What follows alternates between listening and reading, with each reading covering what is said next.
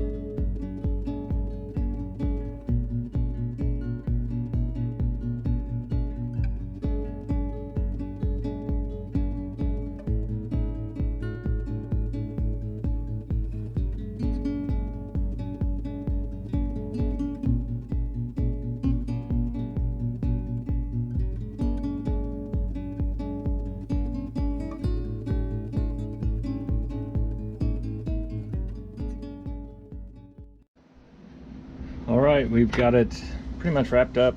The gentleman I got it from was an audiophile and took care of his equipment. All the other equipment that I got from him was just absolutely wonderful, immaculate condition.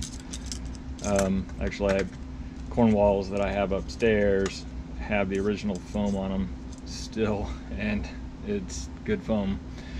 So anyways, I want to say that I'm not the first person to be in here, because everything looks really, really good. There's no dust buildup, there's no scratch marks, there's no strip screws, there's nothing that just looks bad.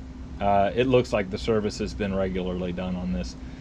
Now, I did, when I got the whole setup, there was a bag full of service receipts. I can't find it, so I may have thrown it away. Anyways, so I would imagine that this has been serviced just by looking through it here.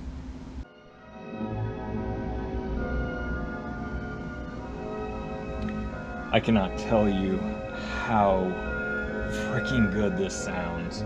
I can't even begin to tell you how good this sounds. This is ridiculous. I like my Pioneers. I don't play cassettes a whole lot. This would definitely change my mind. I'm tempted to keep it. I'm probably won't. I just don't have the space. So let's go through what I had to do to it. The inside was clean. It was just immaculate. I couldn't believe it. Even this little cover here in the front, it's just like it's got a mirror finish on it. It's in wonderful condition. There's like one little scratch right here, and it's like superficial. And let's see here, now that's gonna bother me because I got fingerprints on it. This thing looks so freaking good. All right, so I dusted it out, this front area where the top of the buttons had got a little bit of dust on them, and then these little crevices here got in there. The sled, it comes out and goes back in perfectly now. When I opened it up, my initial issue was that I could not get the slide to come out smooth and swap the deck smooth like so. Here, let's do it. Whoop. I couldn't get it to do that real smooth. It was kind of jerky.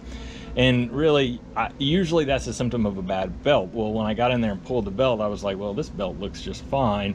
And what happened was the lubricant had just dried up. And that happens all the time. It's like one day the lubricant's bad. So I cleaned out the old lubricant, put the new lubricant in.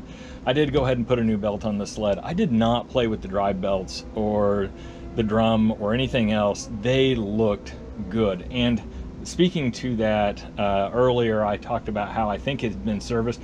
When I was putting it back together, I played really close attention to these black painted screws on the side, and it does look like they have been removed before, because I was real easy on them. Like, I was pretty particular, like I didn't want to leave any marks, but looking at them, I think they've been removed once before. They just look to have been.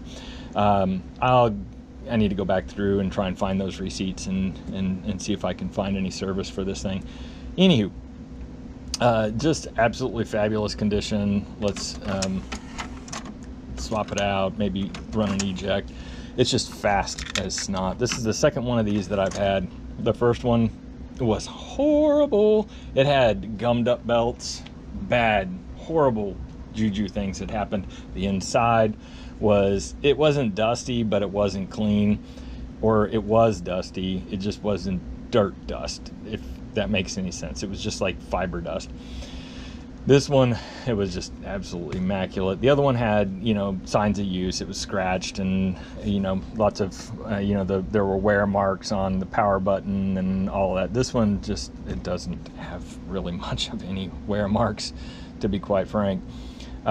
So anyways, I did not do a full change out of all the rubber bits, because the rubber bits looked and felt good.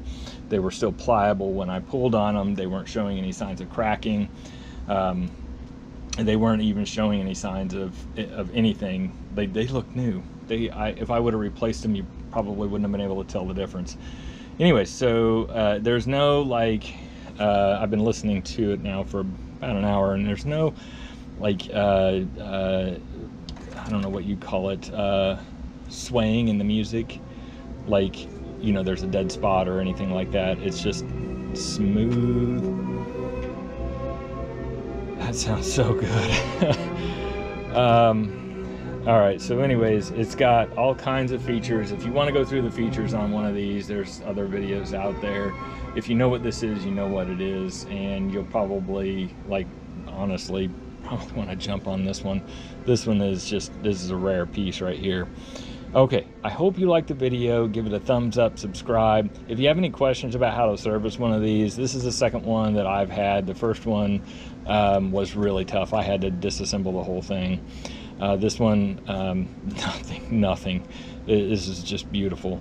Give me some questions down in the comments if you do have any questions. I'll try and get the answer to you if I'm paying attention that day. So anyways, like, subscribe. Thanks for watching. Have a good day.